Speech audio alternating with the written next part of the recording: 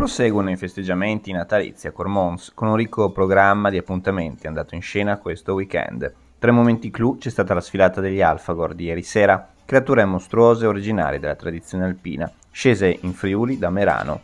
Si tratta di un gruppo fondato da due fratelli nel 2016 per mantenere la tradizione dei Krampus anche al di fuori del territorio alpino. Hanno sfilato in Alto Adige, Veneto, Friuli, Sardegna, Austria, Germania e anche Svizzera e Repubblica Ceca. Il ritorno dei diavoli in città, con le inquietanti figure in maschera e il loro fuoco, hanno acceso così l'atmosfera di Cormons. Da piazza 24 maggio sono scesi fino a piazza Libertà, tanti per guardarli e ammirarli. Stasera sarà il clou delle manifestazioni dicembrine di Cormons con l'esibizione degli Alfagor di Merano, che tra poco arriveranno qui in piazza con tutti i loro costumi caratteristici e folcloristici. E poi praticamente questo chiude in un certo senso le manifestazioni di dicembre. Il mercatino di Natale, i mercatini di Natale che sono qui dietro di noi resteranno aperti fino al 24.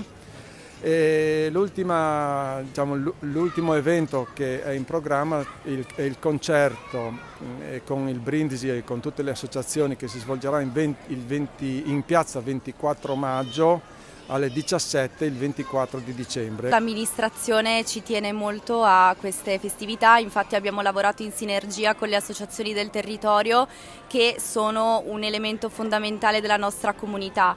L'associazione Ungrischbach come ogni anno ha posizionato la stella sul Monte Quarin, mentre l'associazione Cormons ha delineato tutto un programma di eventi. Oggi abbiamo inaugurato la mostra nel Museo Civico del Territorio, Emozioni Materiche di Marcello Grosso e Armonie Lignee di Giorgio Narduzzi, una mostra bellissima che merita di essere visitata, quindi vi invito ad andare al nostro museo a visitare questa mostra. Inoltre per i più piccoli invece abbiamo fatto le letture sotto l'albero a cura dei volontari della biblioteca di Cormons, senza poi chiaramente dimenticare il concerto di buon anno che sarà fatto il 5 gennaio a cura della banda di Cormons. Ci è stato chiesto dall'associazione di Cormons di collaborare e inglobare all'interno di un evento la fascia giovanile e dunque abbiamo deciso di creare un evento in piazza 24 maggio per inglobare ancora di più il paese di Cormons agli eventi di Natale.